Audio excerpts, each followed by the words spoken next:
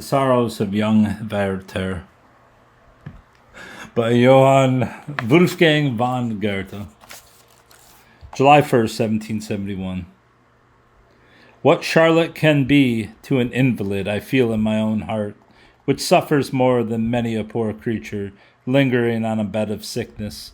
She will spend a few days in the town with a woman whom the physicians have almost given up, and who wishes to have Charlotte near her in her last moments.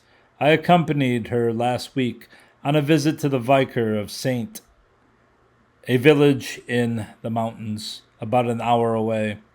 We arrived about 4 o'clock. Charlotte had taken her little sister with her. When we entered the courtyard of the vicarage, we found the good old man sitting on a bench before the door in the shade of two large walnut trees. At the sight of Charlotte, he seemed to gain fresh life, rose, forgot his knotty stick, and ventured to walk towards her.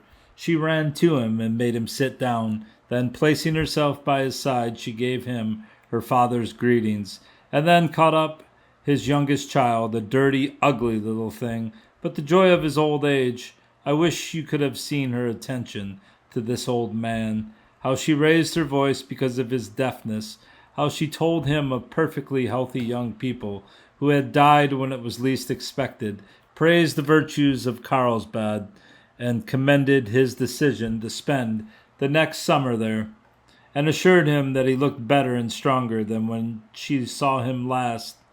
I, in the meantime, paid my respects to his good wife. The old man seemed in excellent spirits, and as I could not help admiring the beauty of the walnut trees, which formed such an agreeable shade over us, he began, though with some little difficulty, to tell us their history. The older, he said, we do not know who planted it. Some say one vicar, and some say another, but the younger one, there behind us, is exactly the age of my wife, 50 years next October. Her father planted it in the morning of the day she was born. My wife's father was my predecessor here, and I cannot tell you how fond he was of that tree. And it is quite as dear to me. Under the shade of that very tree, on a log, my wife was seated, knitting, when I came into the courtyard for the first time as a poor student, just 27 years ago. Charlotte inquired after his daughter. He said she had gone with Mr. Schmidt to the workers in the field. The old man then resumed his story and told us how his predecessor had taken a fancy to him, as had his daughter, and how he had become first his curate and subsequently his successor.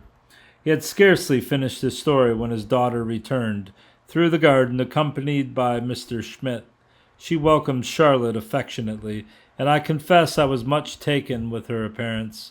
She was a lively-looking, good-humored brunette, good company for a short stay in the country.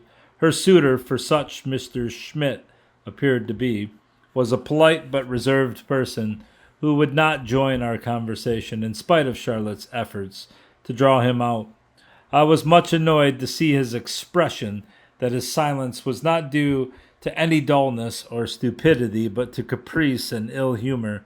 This became only too evident when he set out to take a walk, and Frederic went along with Charlotte.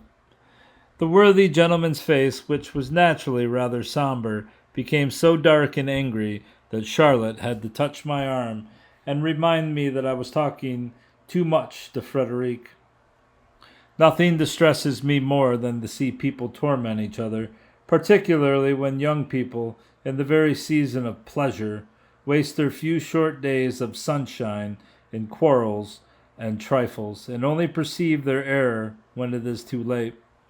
This thought preoccupied me, and in the evening, when we returned to the vicar's and were sitting round the table with our bread and milk, the conversation turned on the joys and sorrows of the world, and I could not resist the temptation to attack bitterly ill humor.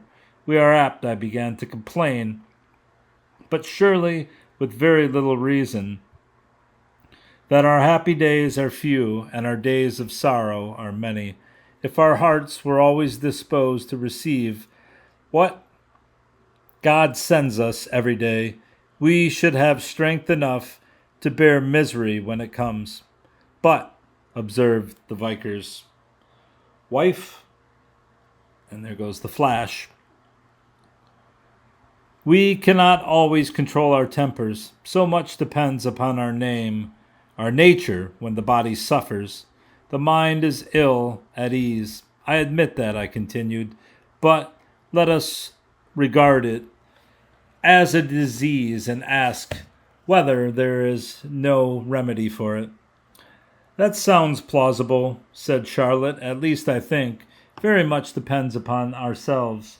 I know it is so with me. When anything annoys and disturbs me, I run into the garden, hum a couple of dance tunes, and everything is all right again.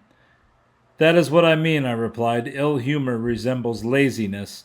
It is natural to us, but if once we have courage to exert ourselves, our work runs fresh from our hands, and we find real enjoyment in doing. Frederick listened very attentively, and the young man objected that we are not masters of ourselves, and still less so of our feelings.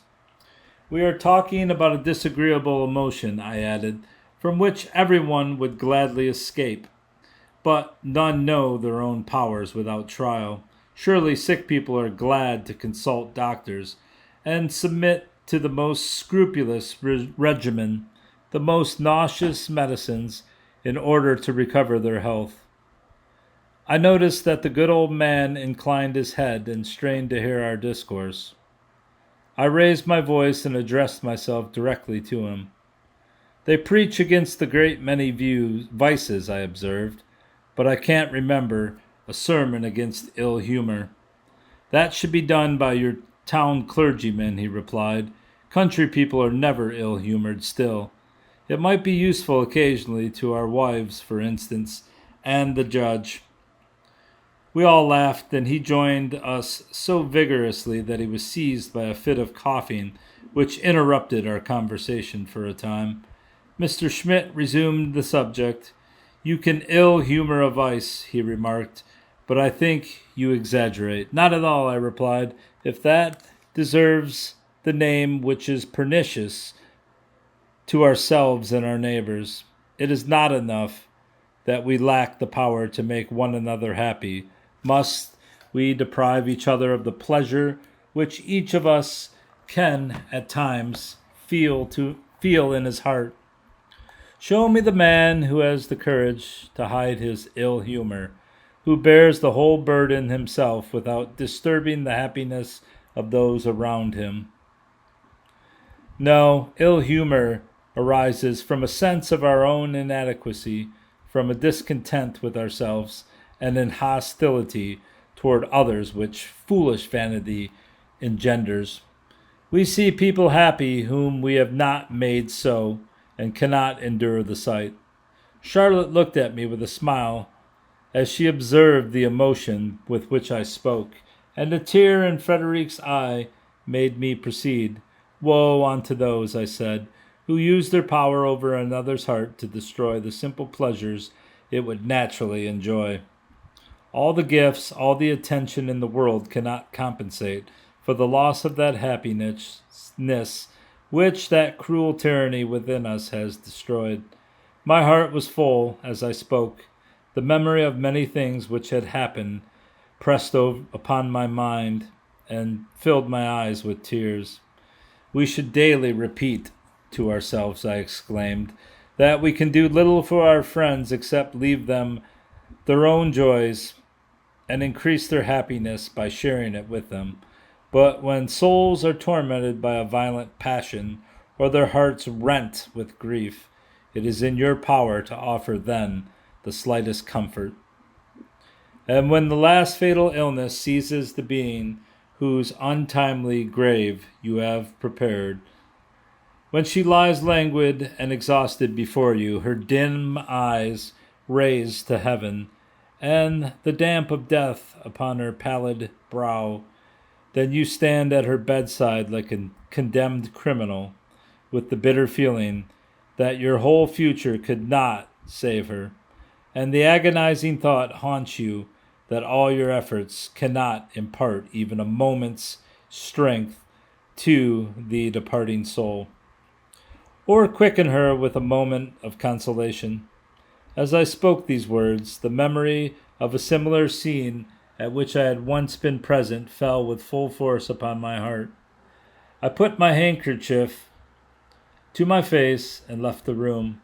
I was recalled to my senses only by Charlotte's voice, reminding me that it was time to go home. With what tenderness she scolded me on the way for the too eager interest I took in everything. It would destroy me, she said, and I ought to spare myself. Oh, angel, I will live for your sake.